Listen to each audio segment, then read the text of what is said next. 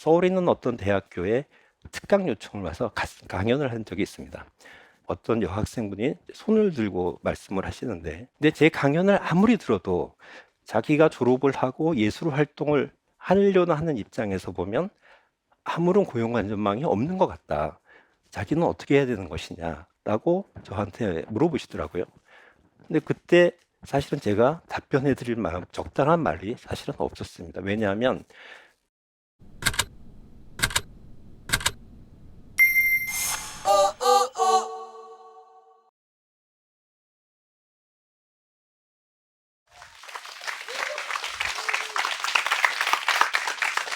자, 여러분 안녕하십니까? 저는 고용노동부 장관 이재갑입니다. 여러분 그 자장면 좋아하시죠? 얼마나 자주 드세요? 뭐 일주일에 한 번? 한 달에 한 번? 저는 26년 전에 거의 매일 한 1년 동안 된 것 같은데 거의 매일 야근하면서 짜장면을 먹은 적이 있습니다. 제가 우리나라의 고용보험제도를 도입하는 업무를 담당할 때의 일이었습니다. 요즘은 회사에 근무하시다가 이제 뭐 어떤 일이 생겨가지고 실직하시게 되면 이제 고용복지 플러스센터에 찾아가서 실업급여를 신청하는 것이 너무나 당연하게 지금 받아들여지고 있습니다. 그런데 제가 그 당시에 고용보험을 도입하는 업무를 담당했을 때는 그렇지 않았습니다. 반대하는 목소리가 굉장히 많았었습니다.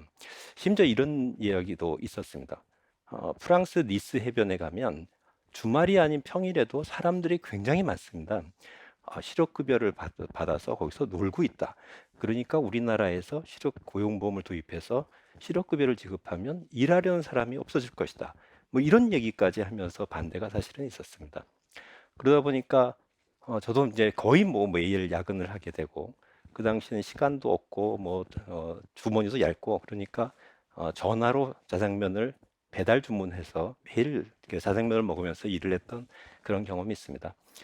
이제 그렇게 해서 1993년도에 고용보험법이 만들어졌습니다. 그래서 우리나라에서는 1995년도에 그때부터 고용보험제가 시행이 되었습니다.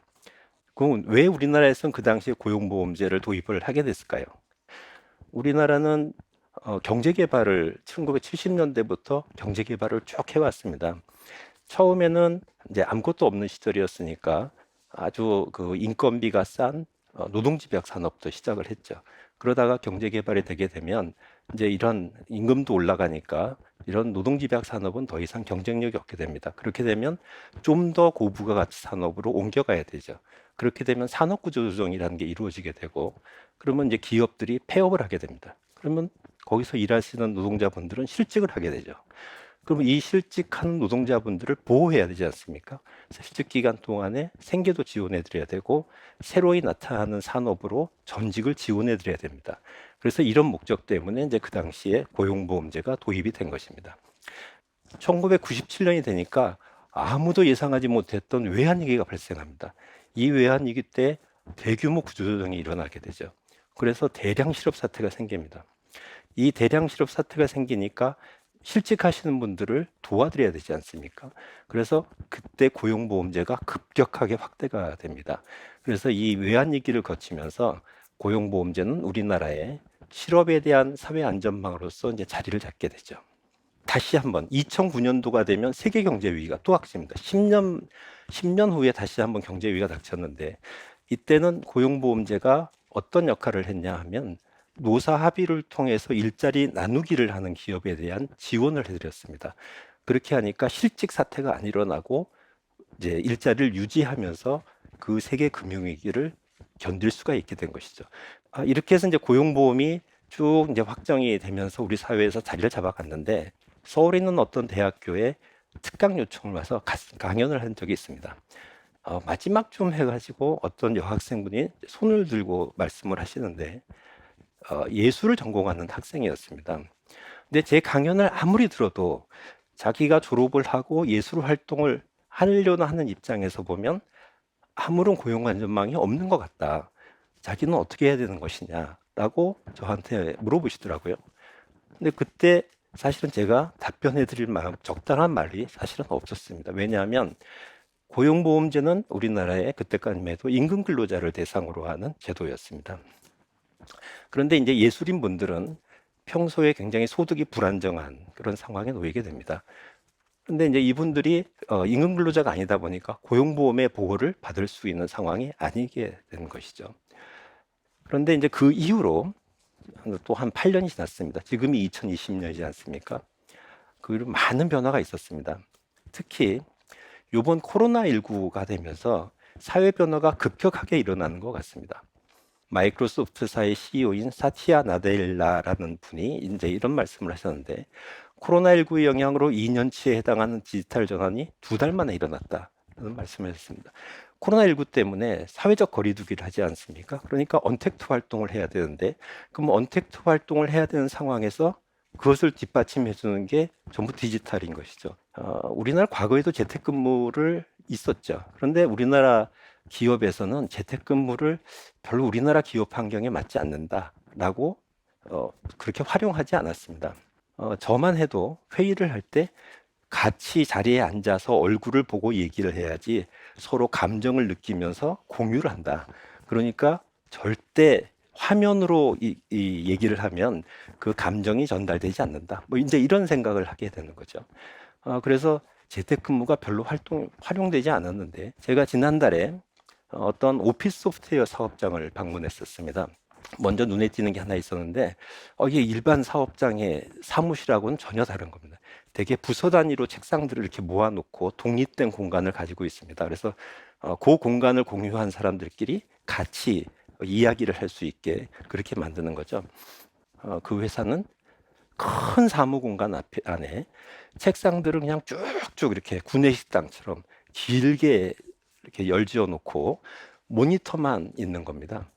출근을 하면 그날마다 자기가 원하는 자리에 앉아서 컴퓨터 펴놓고 아이디만 넣고 일을 합니다. 프로젝트를 같이 하는 사람들끼리 모이든지, 아니면은 자기하고 친한 마음이 맞는 사람들끼리 모이든지, 이제 이렇게 일을 하는 거죠. 그러니까 생산성이 올라가게 됩니다. 그런데 또 특징적인 것 중에 하나가 뭐냐면 중간중간에 자리가 많이 비어 있어요. 그래서 얘기를 들었더니 그분들이 다 재택근무를 하시는 겁니다. 그래서 그 회사는 자기가 원할 때 재택근무도 할 수 있고, 또 일주일에 한 번씩은 하루는 반드시 또 순환 재택근무를 하게 하더라고요.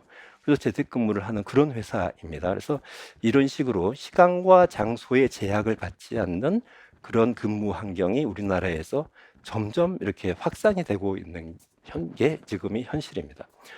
또 세미나도 이렇게 모여서 하는 것이 아니고 양방향으로 소통하면서 세미나를 하는 그런 것으로 다 바뀌고 있습니다. 여러분 BTS 좋아하시죠? 그 BTS가 원래 세계 순회 공연을 하도록 되어 있었는데, 이제 그런 게 코로나19 때문에 다 취소가 된 거죠. 그러니까 이제 BTS가 이제 온라인 콘서트를 개최를 하게 됩니다. 방방콘더 라이브 이런 이름으로 공연을 했는데, 이게 유료 공연인데도 불구하고 딱 한 번 공연하면서 전 세계에서 75만 명이 동시에 관람하고, 그다음에 누적 그 조회 건수가 5천만 건이 됐다고 합니다. 그러니까 이게 한 자리에 모여서 일을 할 수 없는 사회에서도 언택트한 상황에서 훨씬 더 많은 사람들이 같이 컨택트할 수 있는 그런 사회가 되게 된 것이죠.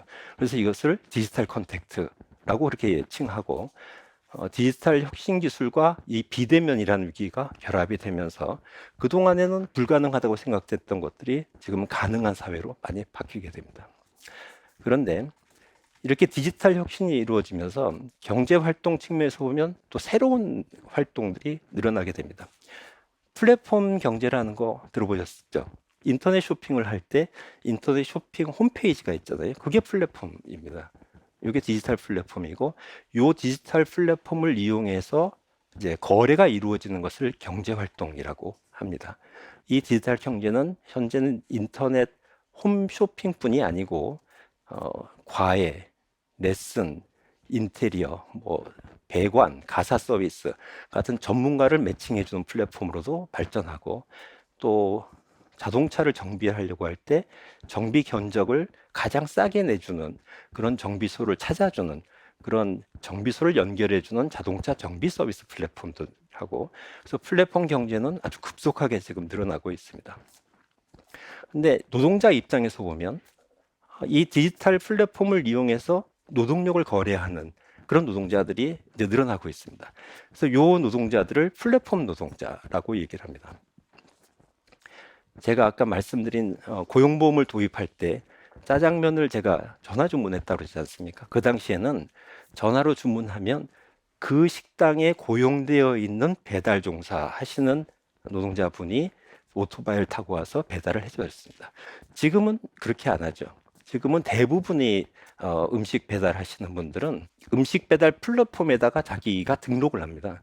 그러고 나면 어떤 가정에서 음식을 주문을 하면 핸드폰으로 이제 그게 뜨고 거기서 내가 이걸 배달하겠다라고 콜에 응답을 하고 그 식당에 가서 음식물을 받아서 그 주문한 가정에다가 배달해주고 거기서 배달 수수료를 받아서 소득으로 받는 그런 분들입니다. 그러다 보니까 회사에 고용되어 있는 상태가 아니게 됩니다. 그러다 보니까 임금 노동자가 아닌 상태가 되고 그러니까 임금 노동자를 보호하게 되는 노동법의 보호를 못 받게 되고 고용보험에도 가입되어 있지 않습니다.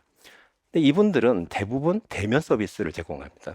근데 코로나19 때 어떤 일이 있었습니까? 코로나19 때 사회적 거리두기를 했죠. 그러니까 모두 다 아무 활동을 안 하는 상태가 됩니다.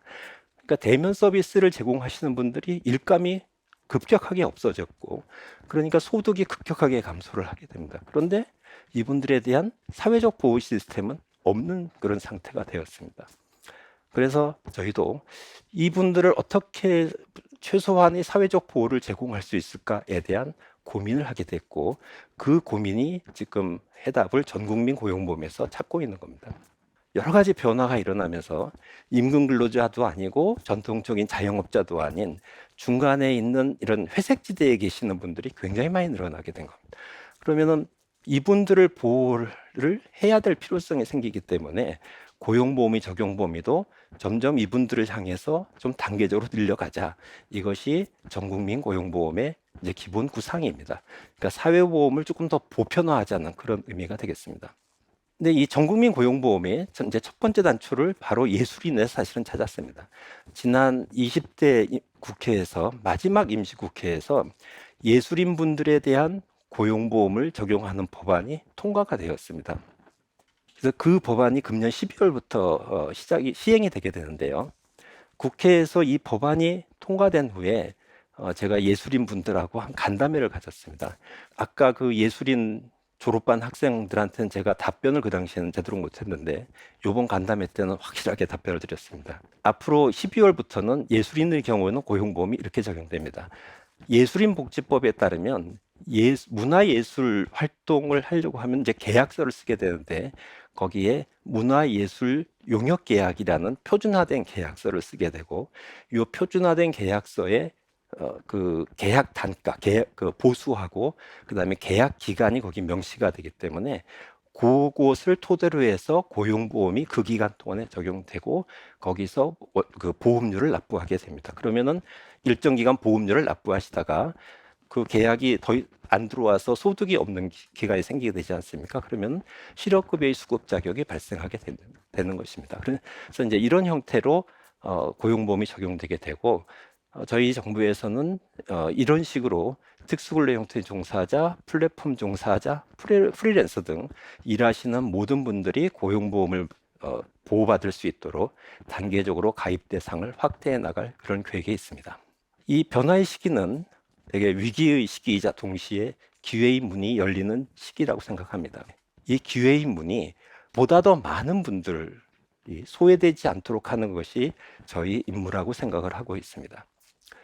두 번의 경제 위기를 겪으면서 위기가 불평등을 키우는 그런 경험을 한 바가 있습니다. 이번 코로나19로 발생한 이 위기에는 이 위기가 불평등으로 이어지지 않도록 하기 위해서 많은 노력을 하고 있습니다.